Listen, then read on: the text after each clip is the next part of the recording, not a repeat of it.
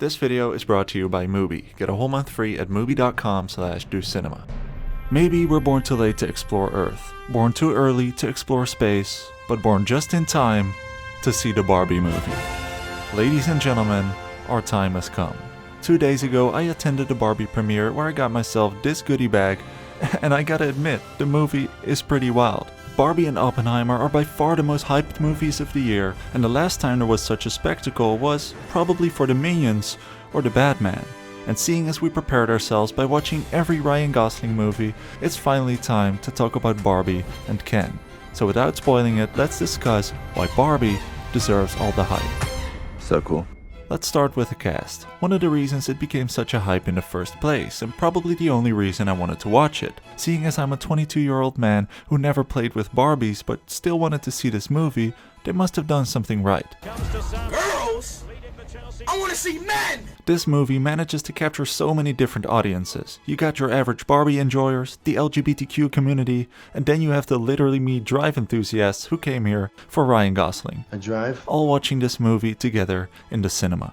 It's poetic. And this is all thanks to Greta Gerwig.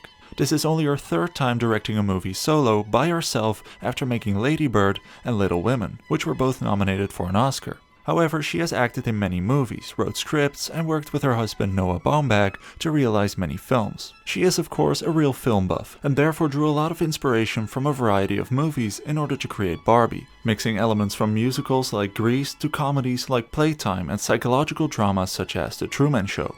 But let's talk about the elephant in the room. Margot Robbie and of course our man Ryan Gosling. Both actors have had quite the career, but their paths never really crossed except for a small sequence in The Big Short. However, when they were young, they both made some interesting career decisions. They once made me wear like a giant cigarette suit.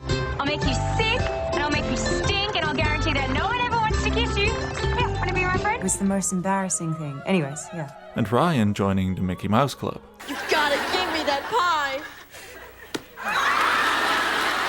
Throughout her career, Margot has starred in some amazing memorable movies, from working with legendary directors such as Martin Scorsese for The Wolf of Wall Street to playing in Tarantino's Once Upon a Time in Hollywood, and more recently in Damien Chazelle's Babylon. Growing up in the Australian outback, she really grew up as a tomboy while also cementing herself in Hollywood as a 10 out of 10 actress with an edge. You're amazing, and I'm so excited for you. Oh, it's thanks. incredible that you've gotten as far as you have with your obvious physical disadvantages. Just like a real Barbie, she showed her obsession with beauty in the American Psycho-inspired commercial. She played a smart, ambitious, blonde power woman in the movie Bombshell, and she already had some practice skating in her movie I, Tonya, telling the story of an American figure skater whose career comes crashing down after a scandal. It's safe to say she was meant to play Barbie. Now I'm not kidding when I say Ryan Gosling was literally born to play Ken. Being a member of the Mickey Mouse Club when he was a kid, he always loved to sing, dance and perform. And this man got some serious moves. Over the years, he has proven himself to be a real woman magnet, releasing his inner Ken-ergy in movies like The Notebook, Crazy Stupid Love, and La La Land. But behind this Ken also lies another side, the lonely Sigma, seen in movies like Blade Runner 2049, Drive, and Place Beyond the Pines. You know, most of the time the conversation is only about Barbie, and Ken sort of silently disappears in the background. At the time, they were shut up!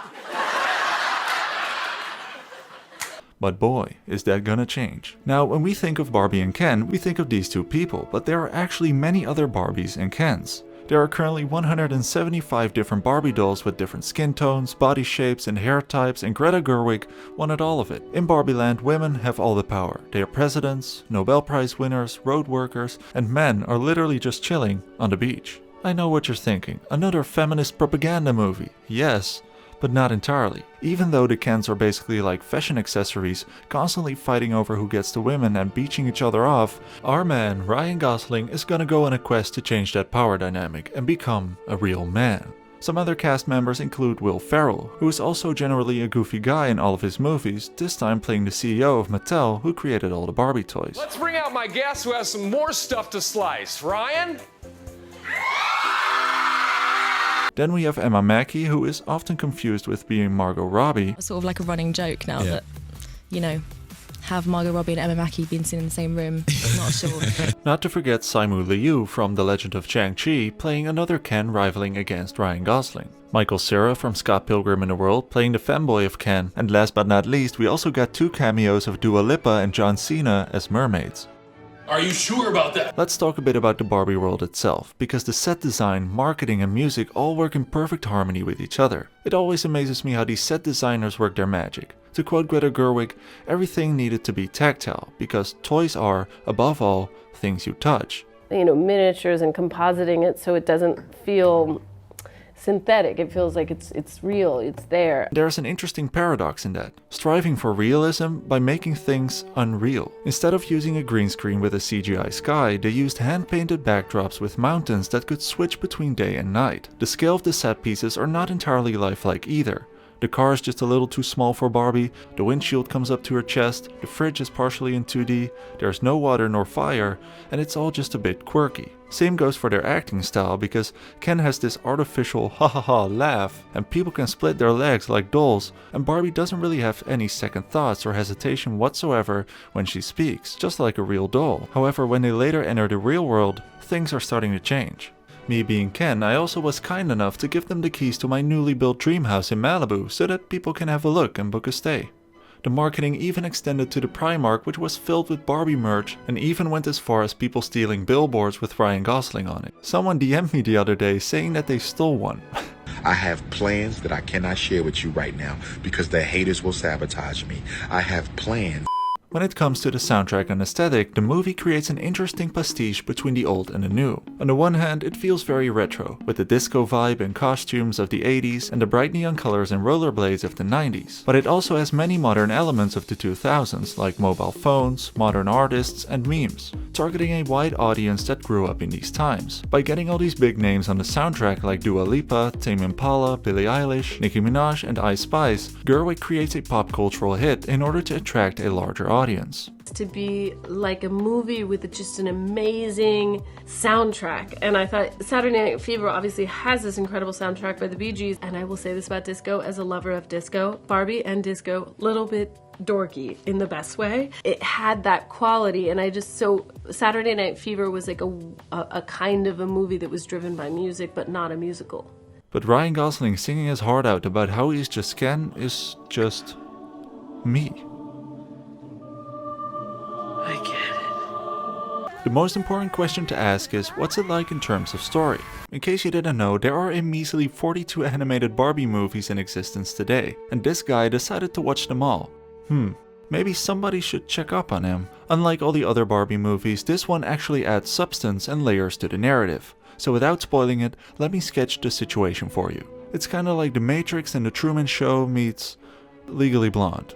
Every protagonist must go on a hero's journey, and stereotypical Barbie is no exception. Barbie lives in a perfectly fake, color-saturated world, and despite all the quirky and physical limitations, life is good. However, one day she wakes up and things start to feel off. Her feet are no longer arched, the shower is freezing cold, and then a simple negative thought slips into her mind while dancing, and it's all of a sudden like she became self-aware, like a human. According to the Barbie standard, she is malfunctioning, and just like in the Truman Show, we start to get a sense that there is more than this simulation. And this is where the journey starts. She goes on a quest to meet Weird Barbie, like Neo visiting Morpheus in the Matrix to awaken and enter the real world, in order to become quote-unquote normal again. But what is normal to her is not considered normal in the real world. And this is where things start to get complicated, more layered, and maybe even a bit emotional. Ken has a journey in front of him as well. In the beginning of the movie, nobody really thinks or cares about Ken. Ken doesn't have a house, or a car, or a job, or any power. But when he enters the real world, he sees that it is mainly run by men.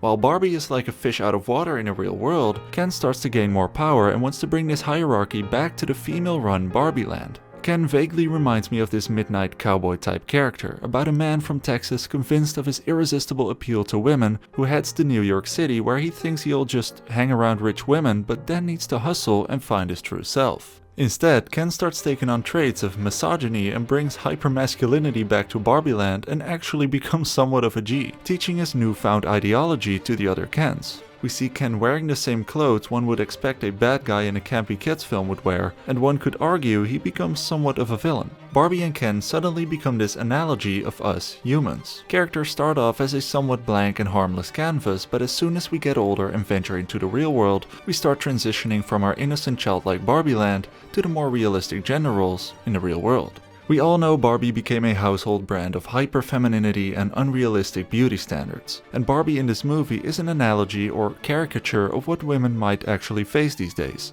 With high beauty standards caused by the media, if Barbie is not pretty and nobody likes her, is it still worth living? Never thought I would say this, but Barbie is having an existential crisis. She basically goes on a quest to love herself again, to find out what it means to be a woman. And the same goes for Ken. What would Ken be without Barbie? Just Ken? What does it even mean to be a man? Does it mean to be super buffed and a Chad? It might sound cringe and all, but this movie manages to avoid the pitfalls quite well. How? Well, exactly by using cringe as a tool. The movie is very self-aware and most of the time intentionally silly, poking fun at the silliness of hyper-masculinity and hyper-femininity in a joyful and very creative way, all while telling a reasonably accurate message: to be yourself. And that is enough. I think the best thing to do is just be yourself, just be out there, smile at everybody, and don't try to be too cool, but don't try to be, too happy, just be yourself.